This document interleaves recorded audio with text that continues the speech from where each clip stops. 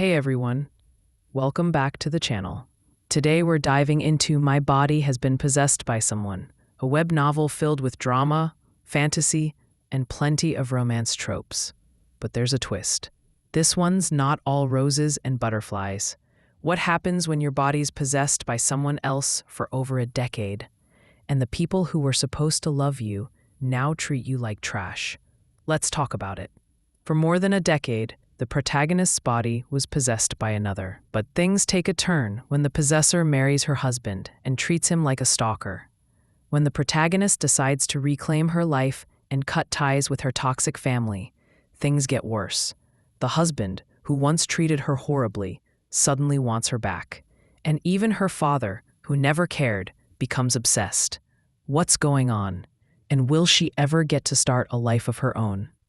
The main character has potential, but there's a recurring issue with the Mary Sue trope. She's often portrayed as perfect, with everyone around her seeming to fall for her, despite how badly they treated her. While it's understandable that she's trying to regain control of her life, it can get frustrating when the narrative pushes this image of the protagonist as someone who has everything figured out, while others around her seem either dysfunctional or obsessed. What really irked me about this novel was the portrayal of toxic relationships, particularly with the family. The protagonist is treated terribly by her father, her husband, and even her brother. What makes it worse is how quickly they turn their behavior around just because she decides to stand up for herself. Her brother, after years of abuse, suddenly feels entitled to her forgiveness, just because she changed. The audacity, and don't get me started on the husband's behavior. His idea of breaking off with her is honestly more about wanting attention than respecting her wishes. It's exhausting to see these characters not understand boundaries, and it makes the journey of self-empowerment even more difficult for the protagonist. A huge frustration in this story is the emphasis on forgiveness, especially from the protagonist's brother. After years of abuse and neglect, her brother thinks a simple sorry is enough to erase everything.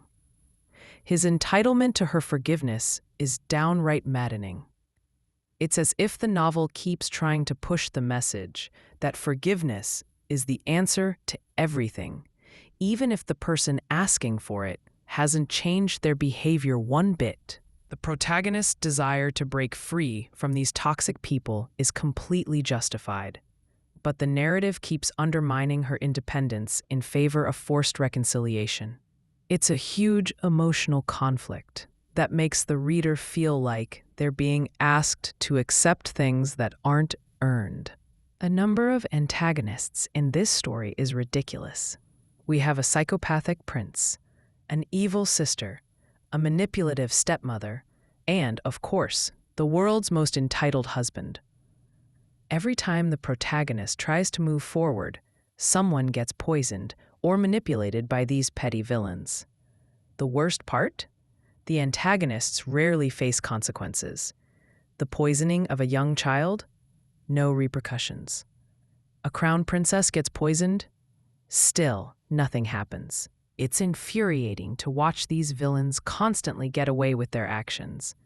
It almost feels like the story is more interested in dragging the protagonist through endless suffering than letting her have her moment of peace. What really kills the immersion here is the lack of character growth in the antagonists. It's one thing to have a villain who eventually changes or grows, but this story offers no such luxury. The characters stay toxic, self-righteous, and entitled all the way through.